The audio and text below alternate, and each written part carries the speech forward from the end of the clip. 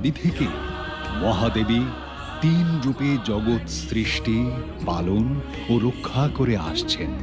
স্বর্গ, মর্ত, পাতাল জুড়ে দেবীর ব্যাপ্তি। মহাকালী, মহালক্ষ্মী, মহাসরস্বতী রূপে তিনি বিরাজ করেন।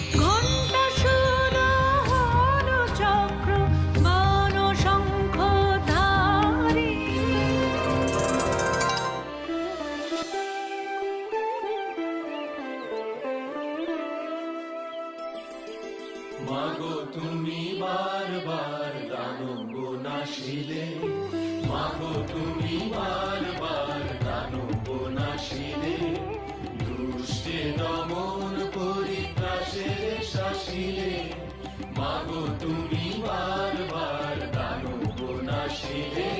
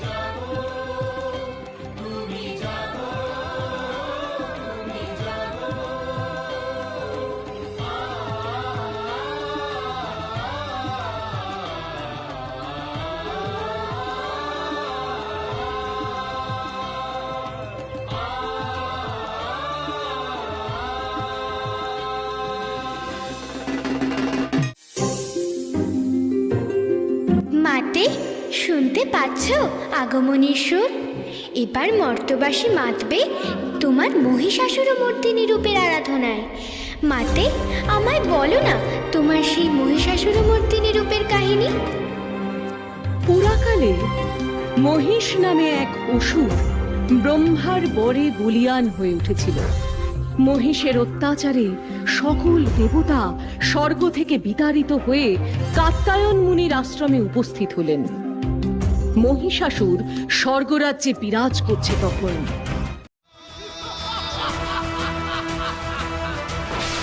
স্বর্গলোক অধিকার করে মহিষাসুর শুরু করে তাণ্ডব।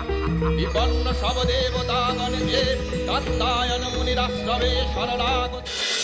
পরমা পরা প্রকৃতি স্বরূপা শক্তিভূতা সনাতনী সৃষ্টি স্থিতি লয় স্বরূপা দেবমুনি জীব পরিবারিণী জাগো জাগো মা, জাগো জাগো মা। দেবগণ, আমি মহিষাসুরকে নির্মূল করে জগৎ কলুষহীন করব। আপনারা নির্ভয় হন, আমাকে অস্ত্র প্রদান করুন।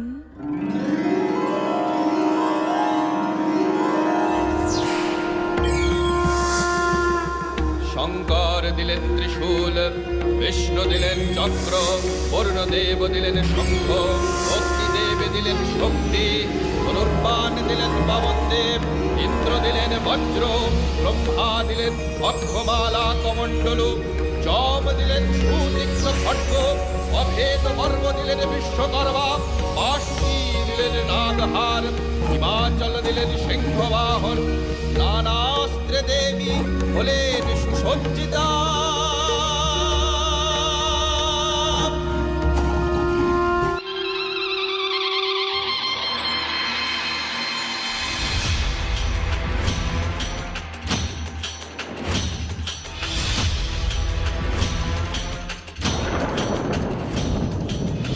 রে রে মহিষাসুর, তোর পাপের ধরা পূর্ণ হয়েছে।